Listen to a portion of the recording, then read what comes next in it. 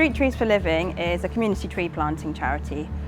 We work really closely with local authorities. We've got a great partnership with Lewisham Council, but the whole USP is all around community stewardship. Essentially, community groups, residents, schools will register interest in planting a tree, and we work as a sort of middleman between residents and area reps and the council to find locations, to choose species, and then to find tree guardians who will look after the trees. That kind of community involvement from scratch is really fundamental to the overall survival of the trees. We started really small. We literally planted 2 trees, and to date we've planted over 3,000 trees, and we have over 1,000 guardians. That's 1,000 people out there day to day watering their trees, taking care of their trees, auditing their trees. I've watered the tree 3 times per week, and I have to keep an eye on it. Yes, I call it my tree.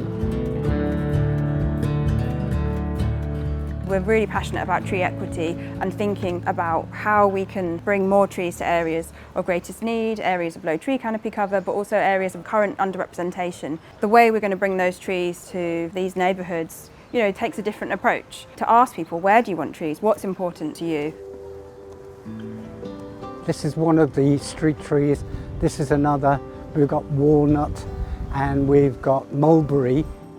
Being a tree guardian has been very rewarding, and when you get an organisation like Street Trees saying, we think we can put trees where you want them, it just feels so positive. You know, it's almost like planting a flag and saying, this is ours. We've got residential trees planted on streets outside people's houses, outside shops, and then we also have loads and loads of trees in the schools that we've planted so far.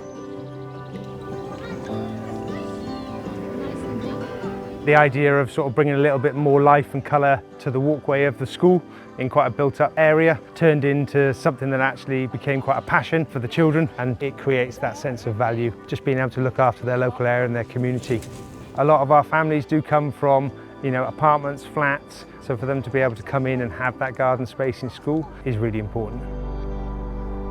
Trees take carbon dioxide and make them into oxygen for us to breathe again. So I feel like I'm helping nature and helping rebuild the forest, because without them we will die.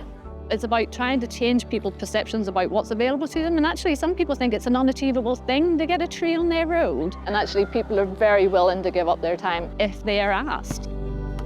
Tree care entails weeding, mulching, littering, formative pruning, and when the tree has reached its 3rd year, it should be able to fend for itself more. We still keep an eye, but the roots should be established and deep enough for the tree to find its own source of water. The watering costs over 3 years are around 60% of our overall costs of planting trees. So Street Trees for Living and the Tree Guardians are helping the council save a huge amount of money.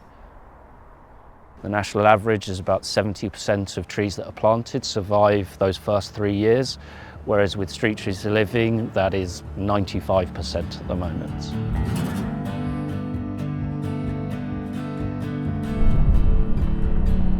One of the key things, I think, when you're first starting out is start small, at a hyper-local level, work with your communities, talk to people, find common ground, and come away from that first initial meeting with an action. What are you going to do next? Something that I've really learnt since starting here is to maintain community involvement from the start, and as you kind of grow and evolve or apply for funding or all of these things, see how those core values can be embedded and maintained and remain authentic.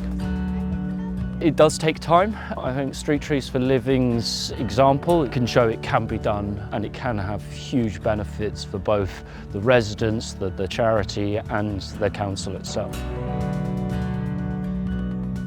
The thing I love is working directly with communities in order to make a change and to be able to directly see that change day to day in my neighbourhood, on the streets, in South London. It's a really special thing.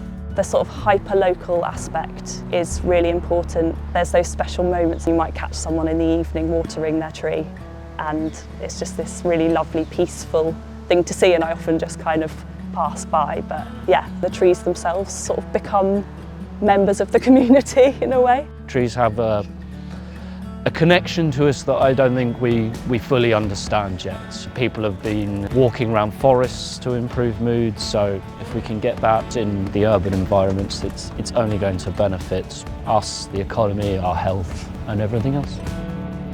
Quite a few people come in and said, who put the tree there? So I said, it's about the community. They put it there.